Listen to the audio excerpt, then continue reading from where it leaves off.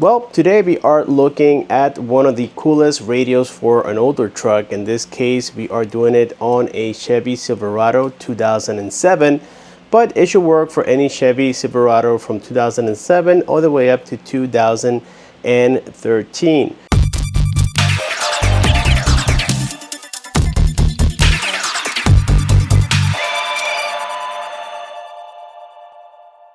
Now this is a massive 13.1-inch display. This radio comes with Android 14, 4 gigabytes of RAM, 64 gigabytes of internal storage. It has an octa-core processor, Bluetooth 5.0. It even comes with a reverse camera, and this is one of the biggest boxes that I've ever seen for a radio, guys. So it came inside of another box which is way smaller, and it looks like it's going to require some assembly. They have a CAN bus system with some harnesses as well. This one, not only does it have a 13.1-inch display, but it's also a QLED panel, 2K resolution. So here it is, and the fact that it comes with Android 14 makes it even more impressive. And check this out, guys, it has that quality look that I mentioned from more recent display units. It doesn't have that glare. It looks like a giant tablet. And on the rear here we have what appears to be a fan shroud, but this doesn't have a fan. We do get a 15 amp fuse, the antenna adapter, and it actually goes on like this, I think. Okay, this could be a generic trim, I'm not sure yet, but I will find out. And we get things like the reverse camera. It's actually right here. That's very cool. We're going to be mounting this, I think, to the pickup truck. It comes with the same hardware that we saw in the other box, screws and stuff like that. We get a main harness as well, a microphone, and this looks to be a 4G modem antenna.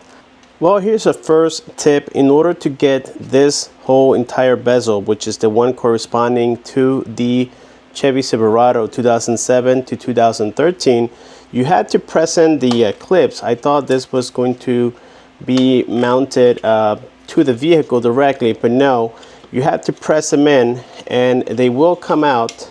And then this section is the one that will be going to the back side of the radio, and then I would assume that this is going to go on the truck, and after this one goes on the truck itself, then you're going to snap it on at the end once you have everything connected. This is the one that you're going to start with, and it came along with this one here, which is this one. So it came with a screen, and basically once you separate them, you will install using the machine screws to the radio itself. You will install the main one, as I already mentioned. Then the second one will be this. It goes on the top, okay? Just put it right on top. And then you will install this one here, like so. And of course, using the included screws, you will attach this whole trim to the bezel that came with the screen itself. Well, here it is, guys. We are already in the next morning, and we got all of our harnesses ready. I already kind of figured out how the camera goes. It's quite basic. You have this one wire that is all alone, as you guys can tell, and this is the one that will get connected to the reverse light harness, and then we will install this right behind the license plate. Okay, it goes kind of like this, and then the license plate is going to go right on top of it. And so this is going to be a reverse camera. We are getting everything prepped over here. We already lifted the truck from the back with the ramps, and we're going to take out this tail light, and then like I said, we're going to mount it right here, somewhere around here, so that way you know, we can get a nice centralized view of the reverse camera. We're going to run this from the back to the front side of the truck through the chassis, using or following the harnesses that are already there. So we're probably going to zip tie this all the way through until we get to the front side here, and then there should be an axis right below it. We're going to pull the wire run it through the dashboard, and that's how we're going to get this connected. So here it is, guys. We got also the microphone as typical. We ran it through the pillar, went inside here, and took the wire right from here. We still had to run these through the steering column and then to the front side of the radio. That way we can get everything plugged in. What I'm going to start doing now is pry here the dash. Now, as you can see, this dash is pretty toasted in that sense that let's roll down the window. Pretty toasted in that sense that, well, it is a 2007. So when you pull these out, you have to be careful. It's going to get to the point where you're going to have to move the shifter. There we go. And it is possible. And right there, we are almost done. All right. So yeah, we were able to pull it out. Take off these two lighter ports. There goes one. There we go. And the bezel is almost out. Yeah, it still has another plug, but what I will do this time is just leave it on the floor for now. Now I believe these are size number 7. Okay, and it is in fact a size number 7. Alright guys, so we removed those 7mm screws, and it is obvious to say that our bezel goes like this. So this thicker part is facing down, as you guys can tell. So just make sure you look at that before removing the radio, because sometimes it can get confusing. Let's see, we might need to remove. And yes, momentarily we had to remove it so we can pull out the radio and then remove the harnesses. And this is the old radio, guys. Super simple, just the way, you know, the good old days were. Nice and simple, nothing overly complicated. Okie dokes, and that's perfect. It looks very nice and clean.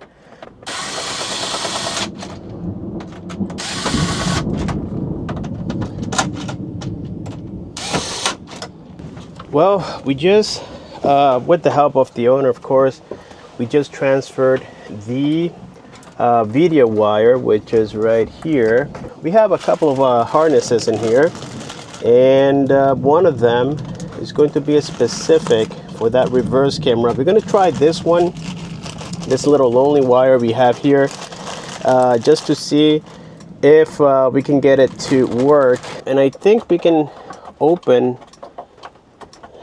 a little hole here so that we can get this USB port transferred through. And now we're going to hook up the GPS antenna. There we go. We got it like right above here. That way we get the best signal reception. And the owner also advised that they do not want for now the SIM card, because they're not going to be adding any service anytime soon. So if you guys look here, this came with 2 different ones. One that doesn't have the 4G modem, and the one that has the 4G modem. So that's great, because, well, you're not stuck with having this bulky wire dangling around. You can simply just hook up the one that you need, and this installation is actually quite clean. Well guys, I tried the harness without the CAN bus system, and I guess that this is for the use of the radio itself and not to trick the vehicle. Sometimes they work in a very weird way. So in this particular case, the one without the CAN bus won't work. I already tried it and it wouldn't come on. And after I did swap the wire, now everything is working great. We can see how massive this thing is. The next thing I'm going to test here is going to be the reverse camera, just to ensure that it works. Well guys, we got the reverse camera set up and ready to go. The issue was on the rear side. I forgot to push the 2 connections for the RCA wire all the way through, and that was causing it not to function. So you have to use that lonely little harness that comes for it, which is this one here. I'm not sure if you guys can see that, but that harness that is connected on the back side here, That's the one that will work with the aftermarket reverse camera. However, this harness, the one with the CAN bus system, did come with this connection, which is not being used on this particular truck, and this will enable you to use your factory reverse camera. So if you have one of the newers, let's say after 2010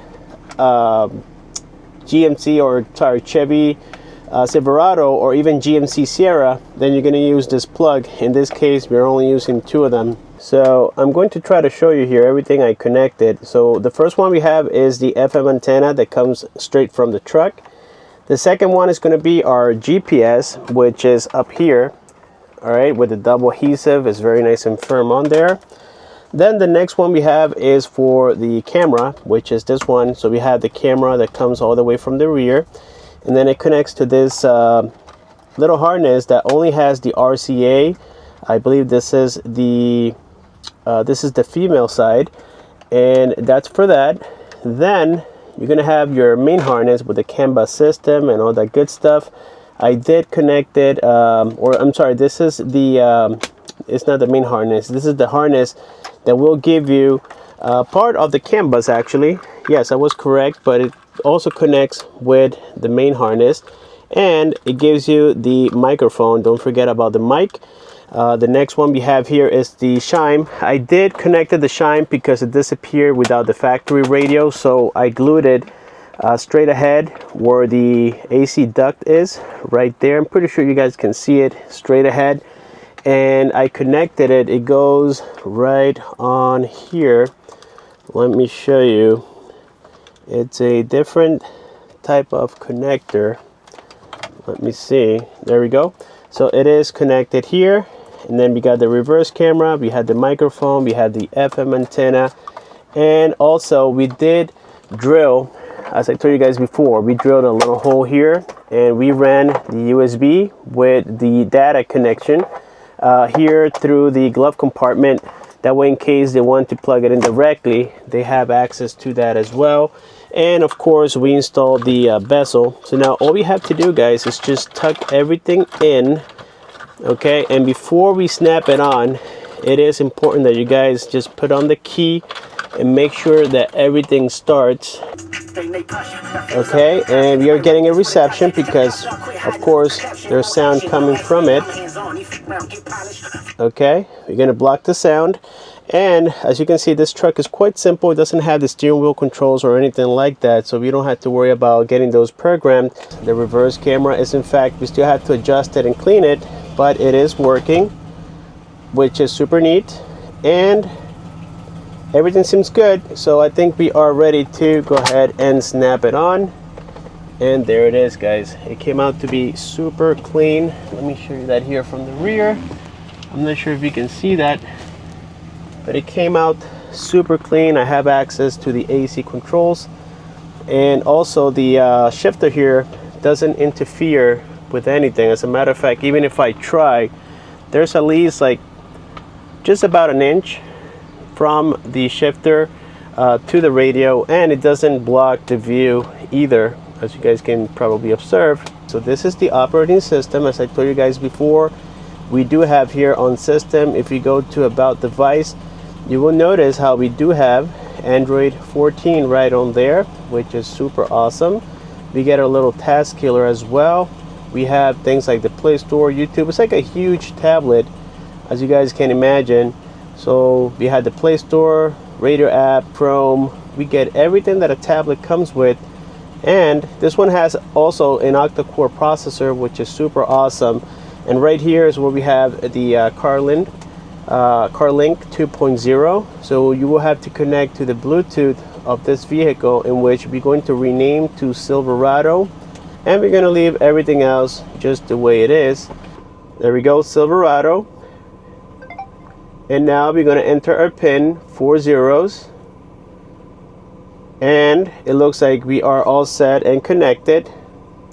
So we're going to allow for messages, and it says connecting already. So this is for wireless Android Auto. We will also be getting wireless CarPlay, and boom, there it is, guys. So we just continued with the Android Auto, and we are getting everything as it should here, and it looks actually quite awesome. You can also look at all of the apps that we have on here. We got things like the YouTube Music. Let's go ahead and check for new releases lately here, and let's just play anything. Let's hit new release mix, and let's go ahead and increase the volume. I believe I have it. All right, there it is.